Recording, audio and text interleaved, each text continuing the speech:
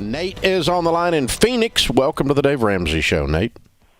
Hey, Dave, how are you, sir? Better than I deserve. How can I help? Good.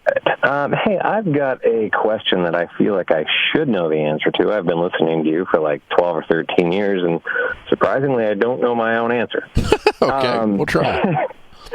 So I own my own business, and I'm trying to figure out, first of all, I'm on baby step 4, 4, 5, and 6, and I'm trying to figure out if I should be doing 15% of my gross or my net. So that's, I guess, question 1, but I've got kind of a follow-up to that. Okay. The gross before taxes, not gross revenues. Okay.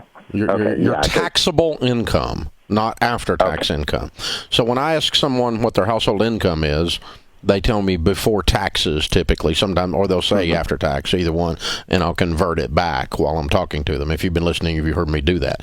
So if you say I make $100,000, that means your business made a profit of $100,000, but you hadn't yet paid your federal income tax, and that would be 15% of that number is what we're recommending in baby step 4.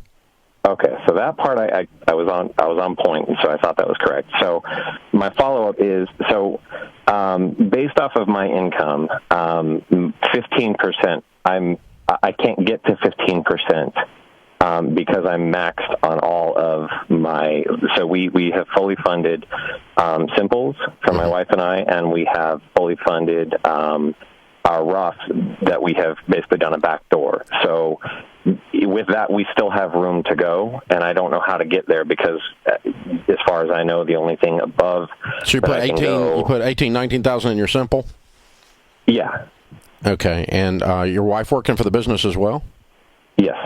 Okay, so you put 38 in there, right? Correct. Okay, and 2 backdoor Roths, so another 13, so 41. So you're making bank, baby.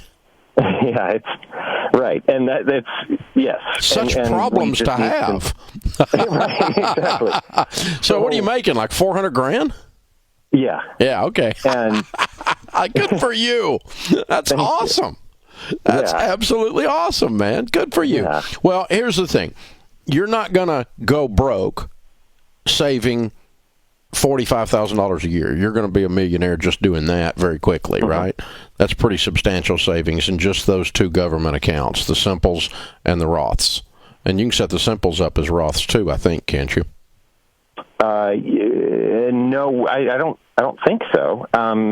I think you can. You might want to check on that, but I may be wrong. That'd be awesome. That's a side nuance in the discussion. Okay, but what can you do after that? You've maxed out all that's available to you. It's that simple. In terms of tax-protected retirement plans, the only other thing you could do to get to 15% would be to just invest in some mutual funds. And what I do there, and I'm in the same boat you're in, is I actually use, for my shorter-term investing, no-load index funds, because I'm not investing for the long term. I'm going to roll that over into real estate after it gets enough in there. Okay, so I'll take just an S&P 500 fund because it has a low turnover ratio. Even if you don't go that route, look for low turnover ratio, and here's why. Here's what that means. The turnover ratio is how many times they sell the stocks inside the mutual funds in a year.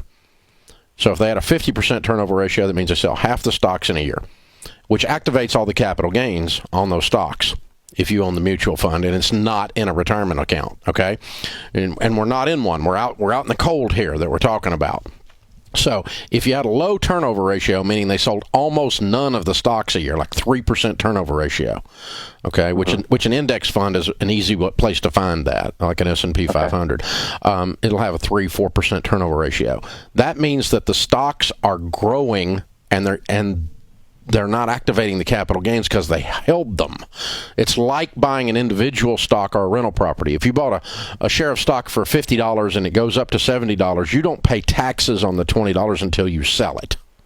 And that's all this is. They're not selling it, so you're not paying taxes on it. So you, in effect, have tax-deferred gain, and if you hold it at least a year, it's going to be capital gains rate, which in your case, in my case, is 20%. So if I'm saving, then when I have enough, because I do buy real estate. I'm in real estate, so that's, okay. Yeah. What I've done is I just use that account, and when I get like a couple $100,000 in there, I'll go buy a property.